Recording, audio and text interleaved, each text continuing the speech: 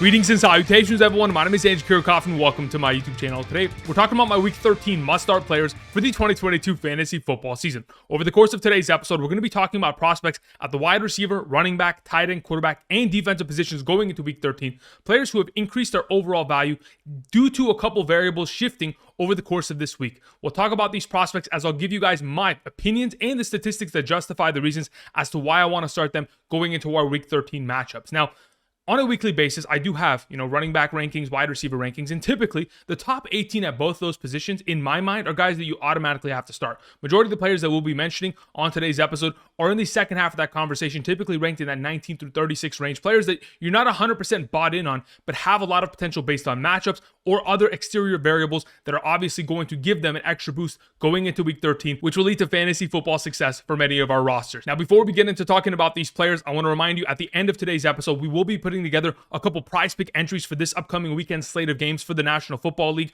Of course, some of these players that I mentioned will be in a couple of those entries via PrizePicks. If you guys haven't checked them out already, there's a link down in the description of the video. When you go ahead and sign up and make a first-time deposit when using promo code Andrew today, your first-time deposit is immediately doubled up to $100. So go ahead and check that out today and have daily fantasy at your fingertips for the remainder of the season. Whether or not you have specific players playing, you can go ahead, put together some entries and have some fun via PrizePicks. Now, the three entries that I make in today's episode are going to be in three different categories. I don't want to spoil them, but I'm categorizing them in three different sections just to give you guys a little bit of an understanding as to why I am specifically playing those overall entries more or less on a given player statistic. Outside of that, while you guys are down in the description checking that out, perhaps looking at timestamps, you can go ahead, subscribe to the channel. We're making daily fantasy football content for the entirety of the season. If you guys have not yet already, do yourself a favor. Tomorrow, we'll be live streaming from 1 to 3 p.m. Pacific Standard Time, and Sunday morning, 8 a.m. to 10 a.m. Pacific Standard Time, perhaps even earlier, with up-to-date rankings on screen in order to help you set your lineups for Week 13. And of course, try to get you to the fantasy playoffs. Thank you very much. All right, let's get into talking about our Week 13 must-start players, beginning with our number one, Washington Commanders wide receiver Terry McLaurin.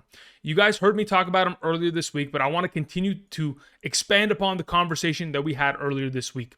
Terry McLaurin is going up against the New York Giants. This upcoming week, Adoree Jackson, their primary number one cornerback, is officially out, and Fabian Moreau, who has been limited with an abdomen injury all week long, may not even play, which is their second best cornerback. So if we're going to be in a position where Terry McLaurin may be facing the number 3 cornerback of the New York Giants, a defense that has played very good football all season long, but the fact of the matter is, going into this weekend, they may be shorthanded, and if that's going to be the case, Terry McLaurin can absolutely take advantage of said matchup. Now, throughout Terry McLaurin's career against the New York Giants, in the 5 games that he has played against them, he has averaged 9.8 targets, 7.2 receptions, 95 receiving yards per game, 0.4 receiving touchdowns per game, which totals, in half PPR, 15.5 fantasy points per game throughout those 5 games that he has faced against them. He has never once in his career produced less than 10 fantasy points against the New York Giants, and throughout those 5 games, he has never once produced less than 74 receiving yards. In the last 2 games that he played against them in 2021, in both those contests, Taylor Heinicke was his starting cornerback, like it is right now. And in those contests, put up 22.2 fantasy points and 11.3. I think Terry McLaurin's overall upside, based on the fact that the cornerbacks for the New York Giants are obviously shorthanded this week, and of course, Terry McLaurin, in that combination with Taylor Heinicke, is the only receiver that he really trusts. Last weekend, against the Atlanta Falcons, Terry McLaurin had 4 receptions. Every other wide receiver on that team had a combined total of 1. Imagine that. So going into this week, I have a lot of trust in Terry McLaurin. We've most recently seen the New York Giants secondary struggle a lot. Against Dallas, they gave up 106 receiving yards to CeeDee Lamb and 63 receiving yards to Michael Gallup. The week prior to that, Amon-Ra St. Brown, 7 catches for 76. And of course, Nico Collins a couple weeks back in week 10, 5 catches, 49, and a touchdown. A lot of fantasy success has been found against his secondary as of late, and I absolutely believe that Taylor Heinicke and Terry McLaurin are up for the task at hand.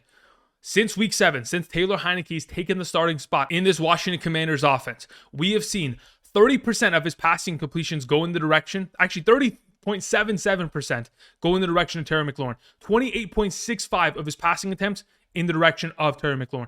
40% of Taylor Heinicke's overall passing yardage, of course, accumulated by Terry McLaurin, and only 14.29% of his passing touchdowns. Obviously, we love that touchdown number to go up, but we know that the target share is going to be there, the yardage is going to be there, and there's no one else to throw the ball to. Of course, in the last 5 games, the New York Giants, they've been giving up 27.14 half PPR fantasy points per game to opposing wide receivers.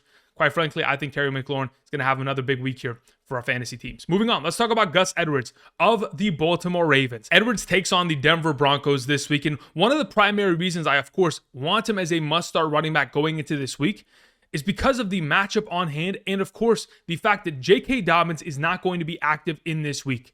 It is official. He is not ready to return just yet. And last week, in Week 12, in the return from Gus Edwards' hamstring injury, we didn't see Kenyon Drake do much either. In that game, Kenyon Drake only played 25% of the snaps and had 2 rushing attempts for 2 rushing yards. We saw majority of the rushing attempts go in Gus Edwards' direction. He literally had 16 rushing attempts. That's the second time in the first 3 games that he has played this season where he has accumulated 16 or more rushing attempts, which is obviously leading us in the direction that we're expecting him to be the workhorse back for this team, especially in this upcoming weekend's matchup. Now, in the last 3 games that he has played, the only 3 games that he has played in 2022, he has produced 52 or more rushing yards in each of those 3 games, scored 3 touchdowns in those 3 contests, and of course has been averaging 11.43 half PPR fantasy points per game. Now, half PPR doesn't really matter considering the fact that Gus Edwards isn't going to get himself, very much so utilized in the receiving game, but nonetheless, we have to accompany that, meeting everyone in the middle, whether you do play in a standard league or a full PPR league. Now, going up against the Denver Broncos at times hasn't been the easiest matchup for opposing running backs, but as of late, it quite frankly has been. Considering the fact that the Denver Broncos offense has been off the field for majority of games, having only put up 66 points in the last 5 games, which is 13.2 points per game as a team in the National Football League. Absolutely embarrassing. Now, hopefully they'll turn it around, but based on what we've been able to witness over the course of the last month plus, perhaps the entire season with Russell Wilson there, that offense isn't getting better anytime soon. So what I expect is a positive game script for the running backs and the entire offense of the Baltimore Ravens going into this weekend's matchup. And in a run-first scheme, Gus Edwards absolutely will prevail. Specifically, we got to talk about the Denver Broncos run-stopping defense and how successful they've potentially been in terms of stopping opposing running backs as of late. Since Week 7, they have given up 131 rushing attempts for 615 yards and 2 rushing touchdowns. That's 73.5 fantasy points and a half PPR, which is 14.7 half PPR fantasy points per game to opposing running backs. That's a 4.69 yard per carry average that they have allowed.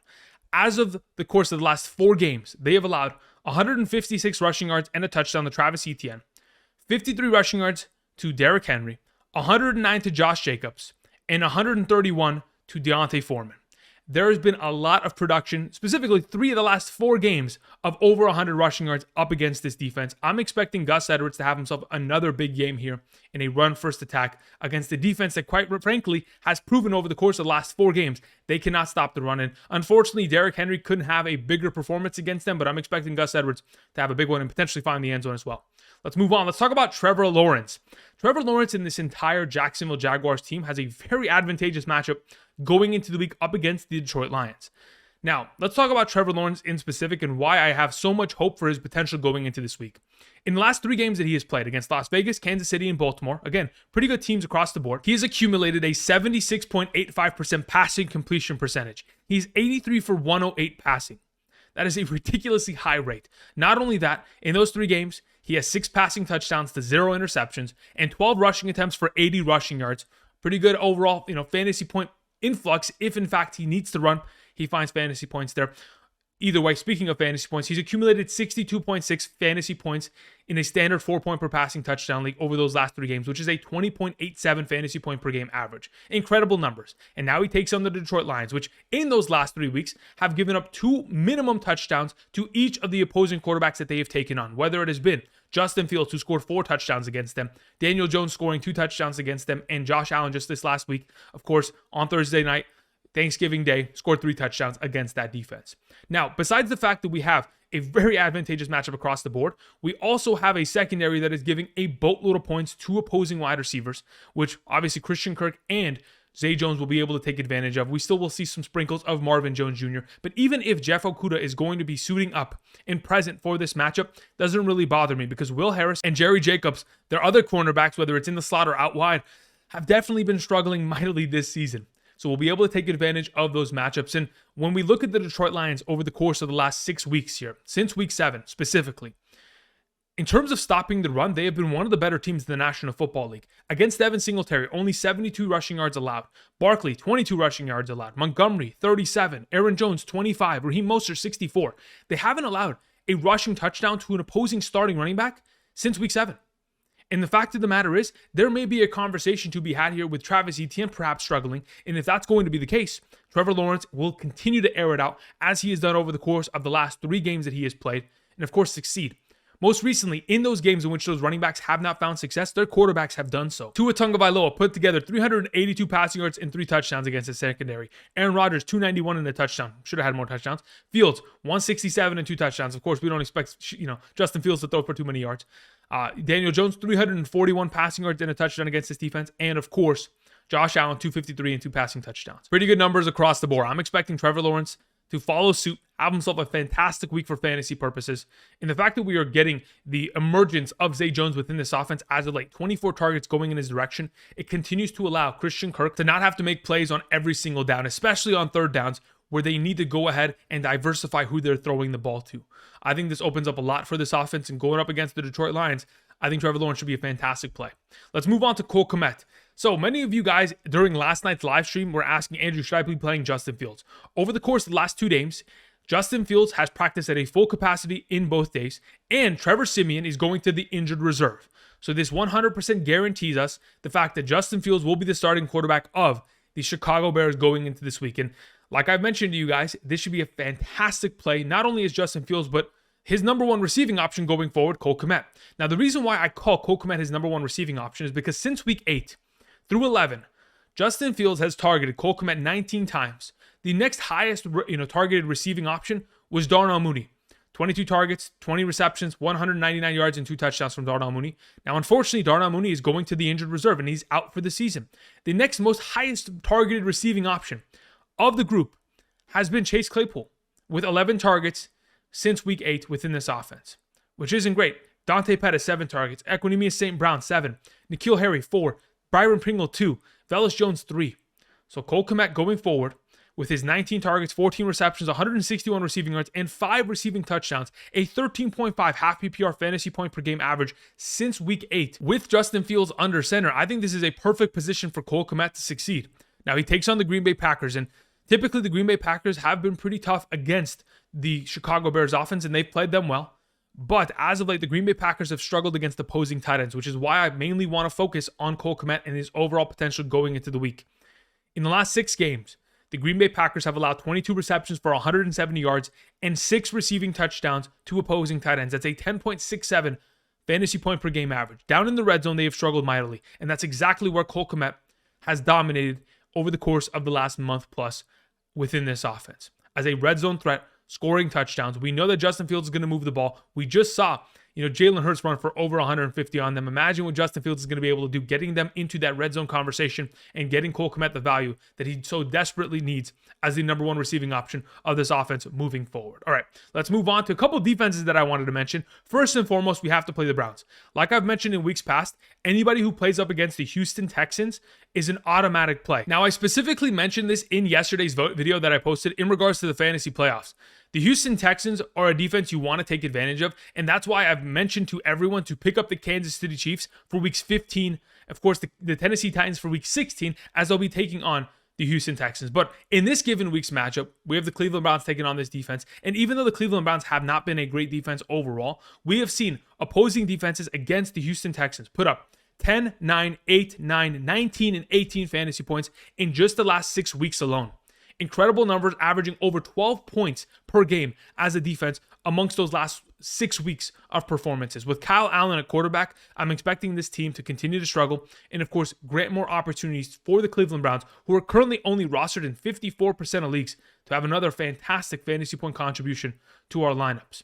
Now, another defense that I wanted to mention are the Seattle Seahawks. Now, here's the thing. The Seattle Seahawks, they will take on John Wolford and the LA Rams. We know that the LA Rams will not have Matthew Stafford, Allen Robinson, and Cooper Kupp.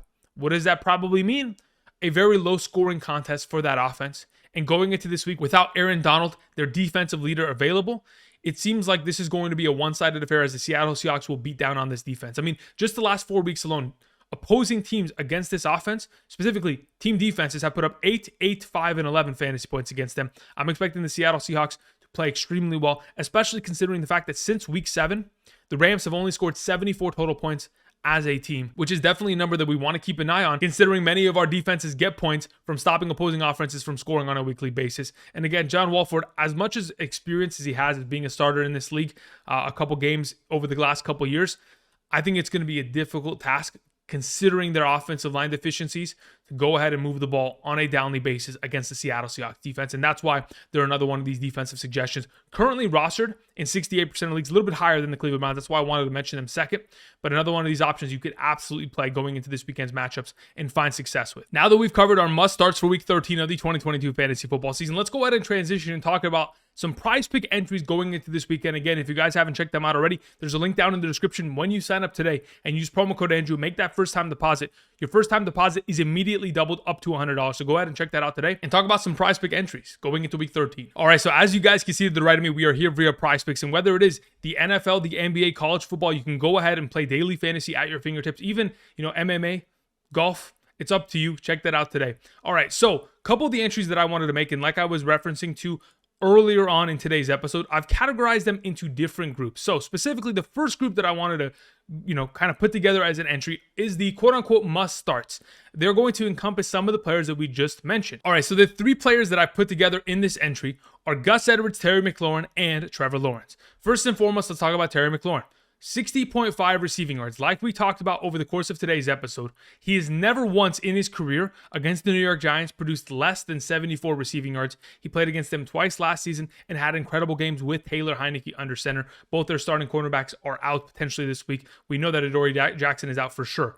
Either way, let's move on. Let's talk about rushing yards in the category of specifically a guy like Gus Edwards. 50.5, like I mentioned. In the 3 games that he has played this season, he has not once produced less than 52 rushing yards. This is a very achievable number. And the fact that the 4 running backs that we mentioned just as of late that have faced this defense, 3 of them went for over 100 rushing yards, and even Derrick Henry surpassed that number. I'm expecting a huge week for Gus Edwards here, absolutely going more on this number as well. So let's go ahead, pick more there. And the final player is specifically going to be Trevor Lawrence. So let's go ahead, look up Trevor Lawrence. He's got himself a lot of potential entries, but we're going to go ahead and play with 1.5 passing touchdowns. He's been able to accomplish this number in 2 out of the last 2 weeks, and we've seen a lot of great fantasy performances from quarterbacks against this defense, whether it has been Daniel Jones, Justin Fields, and of course, Josh Allen as of late against his secondary. So we're going to go ahead, and if in fact you guys wanted to, you can put together a flex play where, yes, even though you don't get 5 times your overall potential entry, if you do get all 3 correct. If you do get 3 correct, you get 2.5 times. If you only get 2 correct, you get 1.25. I'm pretty confident in this overall play. We're going to go ahead, put together this entry, and move on to the next category for this week's entries. All right, so the next category that we want to go after in terms of potential entries is revenge games. First and foremost, let's talk about revenge games in the capacity of A.J. Brown. So let's go ahead, let's find A.J. Brown, because we know he's going to have himself a great week.